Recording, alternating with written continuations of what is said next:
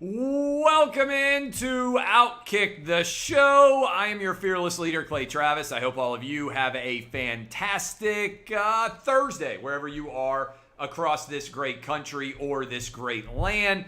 Right off the top, congratulations to the state of Virginia. If you are watching this in the state of Virginia, then you can now sign up for sports gambling. It just went live in the last hour. You bet $1 in the state of Virginia right now. $1. If LeBron or Giannis score tonight, you get back $100. That basically is free money all over the state of Virginia. A $1 bet. FanDuel is giving you a heck of a stimulus. A $1 bet wins $100. FanDuel.com/Clay. That's FanDuel.com/Clay. I'm sure tomorrow in Michigan, there will be fantastic offers there as well because sports gambling goes live in Michigan tomorrow at noon Eastern. You can sign up and be ready for those fabulous offers.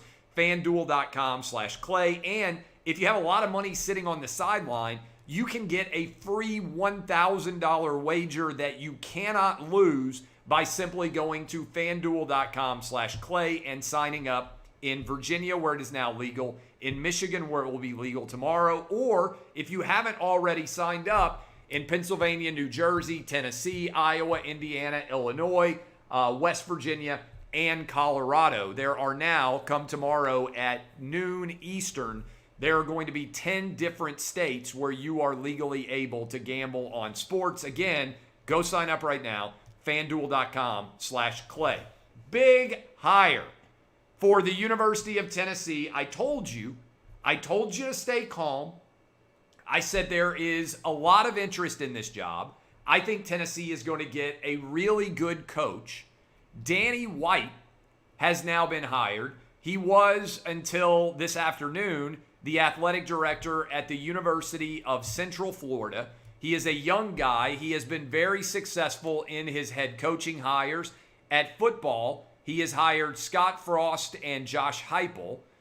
In basketball, he's hired Bobby Hurley and Nate Oates. He's only 41 years old. This is, I believe, a home run athletic director hire for Tennessee.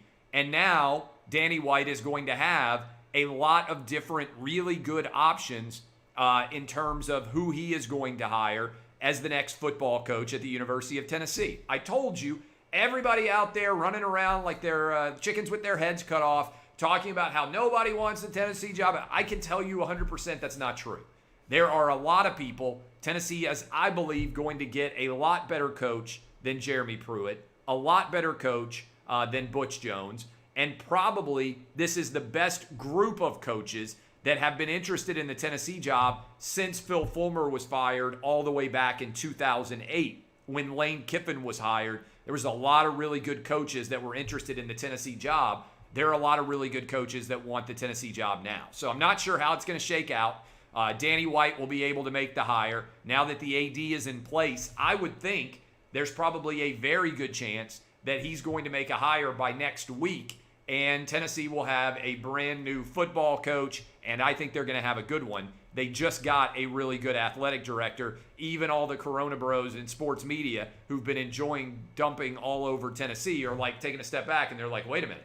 Wow, it's a really good hire. So we'll see who Tennessee ends up hiring at the next head football coach. But I can tell you personally, you want to trust me, there are a lot of people that are interested in this job at a high level. Speaking of not being a high level, I knew that we were dominating ESPN radio at Fox Sports Radio with me going into Dan Patrick, going into Colin Cowherd, going into Doug Gottlieb. I didn't know how bad it was for ESPN, though. Their ratings are down 54%. 54% over last year. Now, partly that's a challenge because COVID has been a challenge and people are on the roads less. They're listening to radio less. They're downloading podcasts more, though, which is why we were up 194% in our overall podcast numbers at OutKick. I knew we were dominating them, but when I see numbers like these, I legit wonder whether they're just going to shut down ESPN radio at some point and start just putting on ESPN television programming and do away completely with the ESPN radio product overall. but I knew we were dominating. I didn't know it had gotten this bad for them. But that is according to Bobby Barack, who just wrote that column. ESPN ratings down 54%. And I would encourage you to check that out. Larry Scott is out at the Pac-12. This ends a disastrous tenure for Larry Scott, where things have not gone well for him at all. He was not able to get the Pac-12 back playing football. It was an unmitigated disaster in terms of the Pac-12 network that is still not well distributed. Nobody has it. Nobody is interested in it. And you know that it was a story the Pac-12 wanted to get out when they decided to drop it on Inauguration Day, right in the middle of Inauguration Day. That was, I thought, a testament to how quickly and excited they were to get rid of Larry Scott. I believe Larry Scott is classified as a failure in general with the Pac-12. To his credit, he added Utah and he added Colorado, which expanded the footprint. But if you remember, years and years ago, Larry Scott came in with the big, bold idea of doing the Pac-16, and he tried to make a run at Texas and Texas A&M and Oklahoma. The Big 12 is now fairly sound, it would appear, in the short term, and the Pac-12 is wobbly indeed. It has not been very relevant in the college football playoff era. Only Oregon in the first year with Marcus Mariota has been in the playoff, and Washington a couple of years ago. Both those teams lost. The Pac-12 was not even in consideration for the playoff this year. USC has been down. The overall interest level in Pac-12 football has been weak. We will see how much demand there is for the new Pac-12 television product, which is coming to the market here soon, meaning their deals are up in 2024. But I am not particularly optimistic right now about the marketplace out there for the Pac-12, and I doubt they are as well, which is one reason they're trying to bring in a new voice. So Larry Scott out at the Pac-12, and we will have to wait and see exactly how this shakes out going forward. If I were taking over as Pac-12 commissioner, what I would argue is the best thing that the Pac-12 could do is they could make a decision to roll forward and try to argue for an expanded playoff with an automatic bid. I think that's probably the best way to make the Pac-12 relevant in the nation, is to let everybody know that basically every year there's at least one team that's going to make the Pac-12 take the Pac-12 to the playoff. I'm not sure if everybody else would sign off for it. Speaking of signing off for it, this chair, xchair.com/Clay. I work all day long. I'm probably working 80, 100 hours a week, however you want to classify it. And as a result, I have to tell you that this chair makes a big difference for me. Lower lumbar support, very comfortable, fits me, massage chair, can heat, can cool you off, all of the things that are important to make you as productive as you possibly can be during the course of the day. You need to go get your own version. Since so many people are working from home right now, it's the most comfortable chair I have ever been seated in. xchair.com/Clay. Easy to go get signed up. xchair.com/Clay. Get hooked up today with the most comfortable chair I've ever seen and one of the best deals you can find anywhere. Be as productive as you possibly can be. Your chair matters a great deal. If you're sitting at a desk, if you're doing shows like I am all day, the chair that you're sitting in matters tremendously. xchair.com/Clay. Trust in media has hit an all-time low. This probably is not going to shock you, but in the entire history of American media, there has never been a time when the media was less trusted than right now. And I'm going to hit you with some of the data points here because I saw this and I was like, my goodness, this is pretty, it's both believable and shocking simultaneously, if that makes sense. And so let me hit this with you and share the data as I scroll through this. You can go read it at OutKick.com. The Edelman Trust Barometer has been in publication for 21 years, and they have found a couple of incredible things. Journalists and reporters, this is a statement that they were asked. Journalists and reporters are purposely trying to mislead people by saying things they know are false or gross exaggerations. 56% of Americans agree with that statement. On the statement, most news organizations are more concerned with supporting an ideology or political position than with informing the public. 58% of Americans agree. 27% of Americans in a recent poll for Gallup, 27% Americans said they had no trust in the media. 33%, not much trust. 33% said no at all, none at all. That's the biggest. That's 60%. If my math is correct here, let me do the math. 30, yeah, that's 60. 60% of Americans in general. Overall, all of this is collapsing in a big way. And I think what's going to happen with the cable and satellite industry collapsing, even fewer people are going to trust, quote unquote, journalism in the cable news era. And all of that collapse in trust is going to continue to, honestly, start to have a negative consequence. Certainly, it has many negative consequences in the country as a whole, but it's also really bad for the overall business perspective going forward. Now, this is why at OutKick, I don't claim to be perfect. I don't claim to be without flaw, but what I do guarantee you is I will be 100% honest every single day.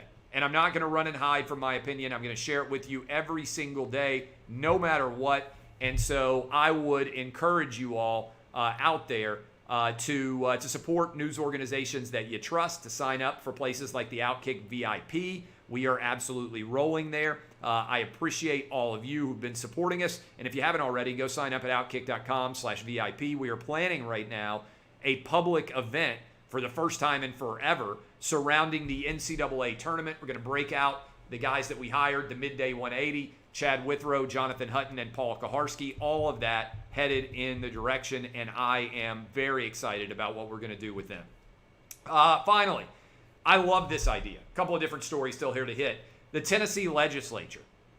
I have been on this for months. I just recorded a great podcast with Ovik Roy, who I would encourage you guys to listen to and also follow at AVIK on Twitter is his Twitter handle.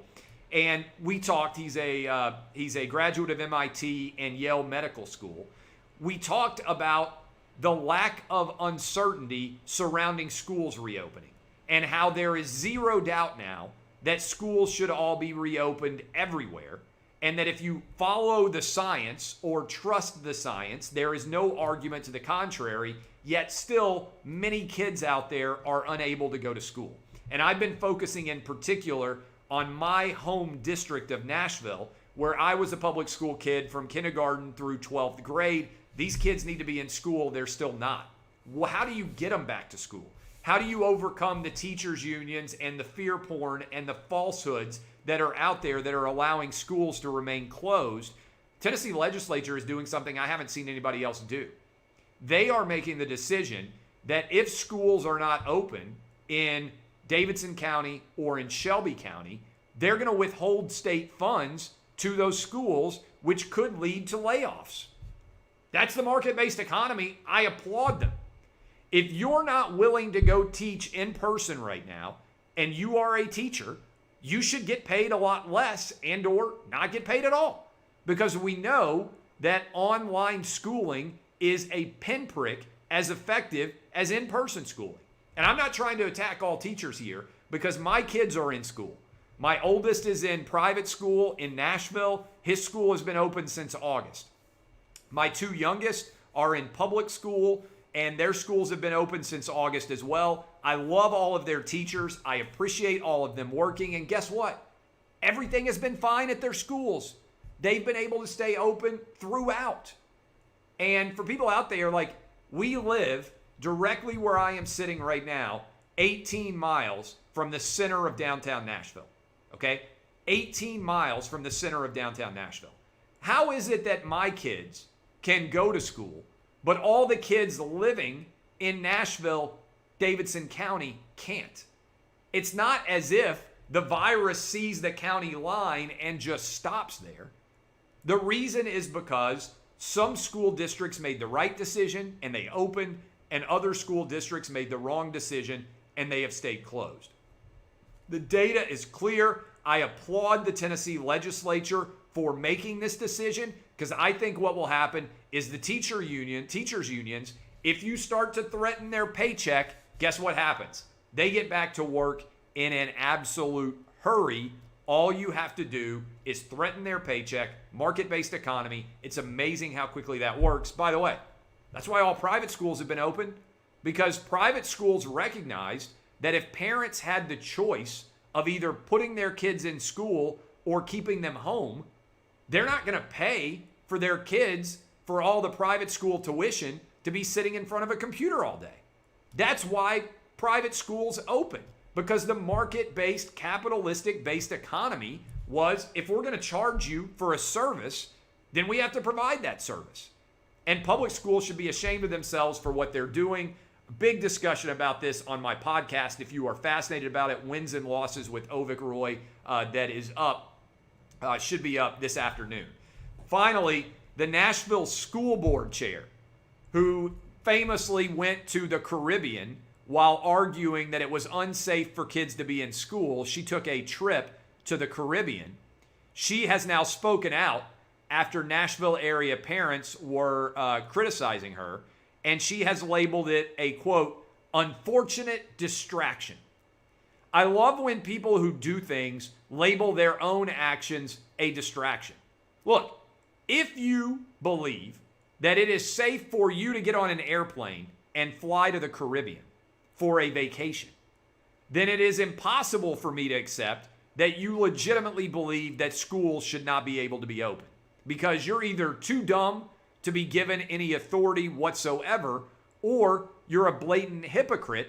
You want rules for the main people, the little people, and rules for you, and you want to be able to do whatever you want while claiming that other people can't. All right? I've been straightforward here from the get-go. I took my family down to Universal Studios. I'm headed to Mexico next month.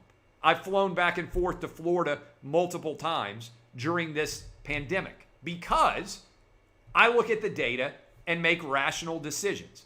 I'm not telling people to do anything in their lives that I'm not willing to do in my life. My kids are in public school. My kids are all in person in school. I am traveling for vacations. I am going to watch football games in person. You are welcome to not make those choices. But why should your irrational fear dictate my life choices? I'm not telling you you have to go outside. I'm not telling you you have to ever leave your house again. If you are terrified of dying of COVID and you have the financial resources to afford to do it, never leave your house again, or your condo, or your apartment. But why should your fear dictate whether I can go to a restaurant, or whether I can go to a football game, or whether my kids should be in school? It shouldn't.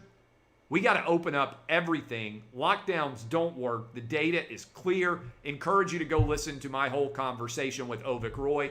I am Clay Travis. This is OutKick the Show. $1 bet wins $100. If Giannis or LeBron score a point tonight in Virginia, you bet 100, you win 100. Tomorrow at noon Eastern, Michigan officially underway. Yay, sports gambling spreading across the country finally in a positive way like wildfire. Go sign up in Michigan. Go sign up in Virginia. And if you haven't already done it, in Tennessee, Indiana, Iowa, Illinois, West Virginia, Pennsylvania, Colorado, or New Jersey, go sign up there as well. Now, 10 full states. If you want to be signed up and notified the minute that you can legally bet in those states, FanDuel.com/Clay is the choice. FanDuel.com/Clay. Appreciate all of you. DBAP, unless you need to SBAP. We're 30 minutes early today on Fox Bet Live, so I'm about to jump over into my chair and get ready for that. This has been OutKick the Show.